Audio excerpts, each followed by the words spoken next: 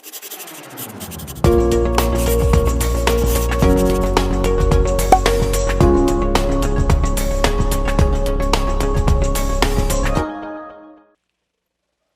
chuchus, tudo bem com vocês? Como vocês se comunicam no dia a dia? Quando você estuda literatura, literatura, de novo literatura, vou falar de trovadorismo mais uma vez, para ficar bem, como é que eu vou dizer? Bem feito na sua mente, bem realizado, bem aprendido, bem estudado. O assunto é trovadorismo.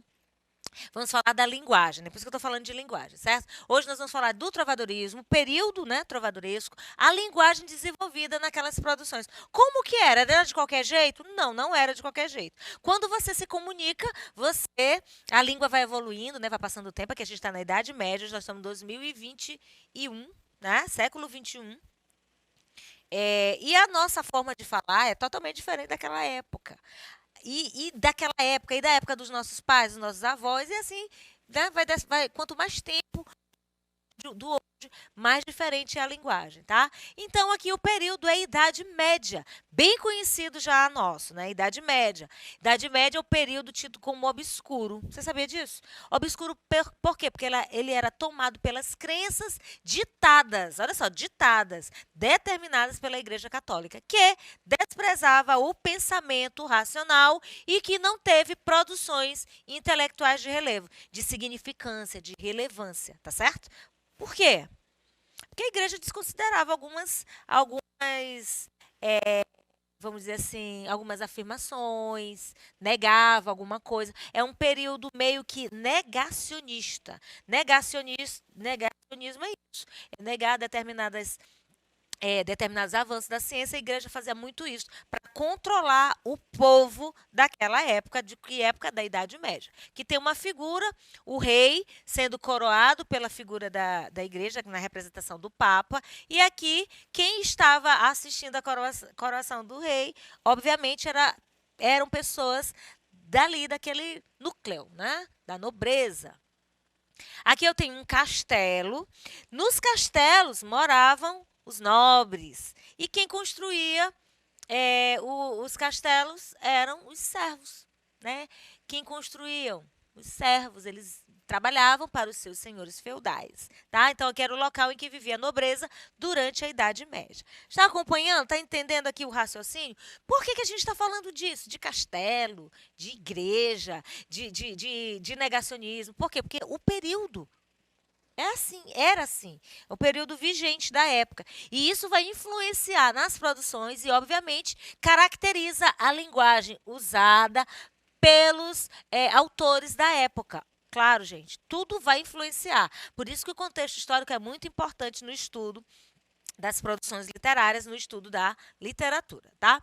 Outra figura eu trouxe para vocês. Aqui é como a sociedade era dividida. A sociedade era estamental, dividida em classes, onde não poderia haver ascensão de classe social, muito menos quem estava lá no topo passar para uma camada de baixo, tá?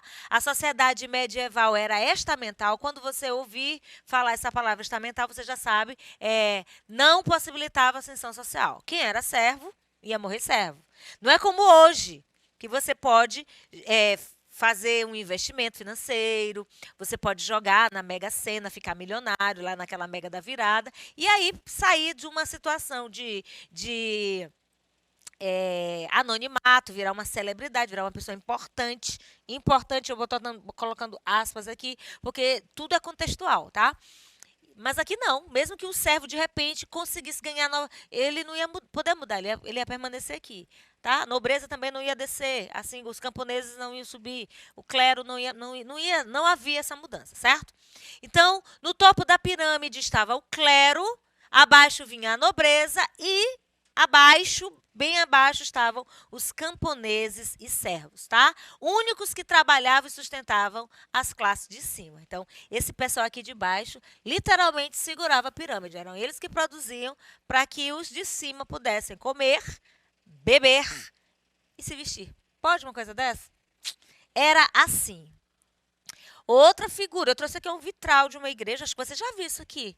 Na igreja de São Jorge de Mamá tem? Tem. Na igreja da Coab, né? Nossa Senhora. Tem uma igreja de Nossa Senhora lá na Coab. Também tem esses vitrais, que são aqueles vidros no formatinho da janela, com figuras. Isso aqui, gente, é uma obra dessa época, é uma arte, certo? Estou falando aqui de produção literária, porque nós estudamos língua portuguesa e literatura, mas nas aulas de arte vocês vão estudar isso aqui também. As produções artísticas, os vitrais. Então, aqui eu trouxe da igreja, o teocentrismo era o sistema filosófico, tá? Controle socioeconômico da igreja, por quê? Porque tel, Deus. Tel significa Deus. Centrismo, centro. Então, Deus no centro do universo. Então, a igreja controlava, porque ela era uma senhora feudal, tá? Ela tinha servos para trabalhar para que crescesse o seu patrimônio. E naquele período, além de atuarem como liderança espiritual, né, a igreja, o catolicismo controlava as áreas da saúde, da educação, do comportamento e da cultura. Não era bem assim, não. Produziu, expandiu. Não, a igreja fazia seu crivo. Presta? Fica. Não presta? Tira. Sob o seu ponto de vista, sob o padrão de determinação daquilo que era certo e daquilo que era errado. Então, gente, existem duas teses, dois pensamentos. O primeiro, que é arábico, diz que a cultura árabe é considerada como a que primeiro desenvolveu o travadorismo. Isso é verdade? Pode ser. Também existe a tese folclórica nessa teoria de que o travadorismo foi criado pelo povo. Não sei, não posso afirmar. Agora, essa história aí de dizer que a cultura árabe é considerada o primeiro que desenvolveu, os árabes desenvolveram o travadorismo, por que não? Eles não habitavam aquela região ali na formação do Estado português? Sim. Eles não lutavam com os cristãos pela posse da terra? Sim. Então, pode ser que sim. Existe essa tese, tá? Só que essa tese é arábica, da região de lá. E também há uma crença médio-latinista de que a trova tem origem na literatura latina, produzida na Idade Média, certo? Uma afirmativa litúrgica em que o trovadorismo é produto da poesia litúrgica cristã, produzida no mesmo período. Então, são teses, são crenças, são histórias que são contadas nessa região por esses povos acerca da sua contribuição para a arte literária. Histórias que se contam, vão passando o tempo, elas vão sendo repetidas. Tem um ditado aí que diz que, eu não estou dizendo que isso é mentira, mas tem um ditado que diz que uma mentira contada diversas vezes pode se tornar uma verdade, certo? Aqui em São Luís, nós temos histórias de que Ana Jansen aparece pelas ruas, né, pelos becos do centro histórico. Não tem uma lenda? Isso é uma lenda, isso é uma história que é contada. E é contada de geração em geração. Lembrando que aqui em São Luís nós temos 7 lendas que compõem a formação da nossa ilha. É verdade? São histórias que são contadas, gente. Lendas, crenças, certo? Trovadorismo, nós já sabemos, se desenvolveu aonde? Na Europa medieval, entre os séculos 11 e 14, tá? Nesse período. No sul da França, tá? E a partir dele, a partir do trovadorismo, foram surgindo outras manifestações literárias, outros movimentos literários, também chamados de escolas literárias, certo? O trovadorismo surgiu em Portugal no final do século XII, tá? Com a publicação da Canção da Ribeirinha, tá certo? O latim se tornou o idioma mais importante. Por quê? Lembram da conquista do Império Romano? Então, onde os romanos chegavam, eles impunham a língua latina. Então, por isso, certo? Então, durante a Idade Média, devido à influência eclesiástica, o latim continuou a ser uma língua franca. O que é uma língua franca? É um idioma de contato com grupos de falantes multilingües, né? Ou seja, eles vão desenvolver as suas respectivas línguas e eleger uma de forma intencional para que todos consigam se comunicar uns com os outros, tá bom? Acompanha no slide. Língua franca é um idioma de contato que um grupo de falantes multilingües desenvolve ou elege intencionalmente para que todos consigam se comunicar uns com os outros. Em geral, essa língua é diferente de todas as línguas faladas no grupo, certo? Porque o grupo elege uma língua só, mas há outras que se conhecem, que se tem conhecimento. Então, o latim é uma língua franca por isso. E o que é linguagem? Bom, a linguagem é a nossa capacidade de nos comunicarmos com as pessoas. Eu estou falando com vocês usando a minha linguagem oral, usando os meus gestos, usando as minhas feições. E a minha amiga, minha colega, está bem ó, no canto da tela, usando também uma linguagem para comunicar-se com os alunos que não podem me ouvir, mas vão entender o que eu digo por conta dessa linguagem. Ela usa a linguagem de sinais para se comunicar. Então, gente, a linguagem, nós podemos usá-la de diversas maneiras, né? Para estabelecermos a comunicação. Como eu já falei, os sinais, os símbolos, os sons, que algumas pessoas não ouvem, os gestos, as regras, sinais convencionais, linguagem escrita, a mímica, né? E outros exemplos. Então, linguagem é tudo isso. E o trovadorismo tinha uma linguagem bem própria, bem característica. É uma linguagem musical, certo? Poética, popular, todo mundo ia entender. É o que se populariza. Aquilo que é popular, todo mundo conhece. Dialógica, crítica, lírica e satírica. Essas eram características da linguagem do trovadorismo. Os trovadores eram os autores das cantigas, enquanto os jograis eram os cantores. Então, dentro dessa linguagem, dentro dessa composição de arte, eu tinha trovadores, eu tinha os jograis e eu tinha também os menestréis. Olha só, eu falei aqui, jograis eram os cantores. Trovadores eram os autores das cantigas. E os menestréis, eles cantavam, tocavam as músicas, as quais eram acompanhadas por alaúdes, violas e flautas. Então, havia um contexto. As produções eram feitas para serem cantadas, certo? A linguagem do trovadorismo ainda era seguida de uma melodia. A expressão literária surgiu no período feudal, mais precisamente no século XI. Já falamos disso e de vez em quando vamos repetir. Era literária e criava diálogos, certo? Tratava de assuntos como o amor, a amizade, a indiferença, a rejeição, a divisão de classes. As cantigas são os principais registros do período. Então, quando se fala de linguagem de trovadorismo, se fala de cantigas trovadorescas, se fala de melodia, se fala de diálogo, se fala de lirismo, tá? Se fala de sátiras, tudo isso para caracterizar esse período tão rico da nossa história. Essa linguagem tinha como características união da poesia e da música, tradições populares, ideal cavaleiresco, temas profanos e amorosos e críticas sociais. As críticas eram apresentadas também nessas produções. Esses temas profanos e amorosos. Por que profanos? Quando não tinham ligação com algo que era da igreja, certo? É ideal cavaleiresco. Aquele cavaleiro se apresentava de forma idealizada. Tradições populares, união da poesia com a música, que são as cantigas. A linguagem do trovadorismo foi elaborada para ser acompanhada com melodia. As poesias vinham acompanhadas de instrumentos musicais, vamos falar disso sempre que for necessário. Como pandeiro, você sabe o que é um pandeiro? Você já viu numa turma de pagode, que eu sei.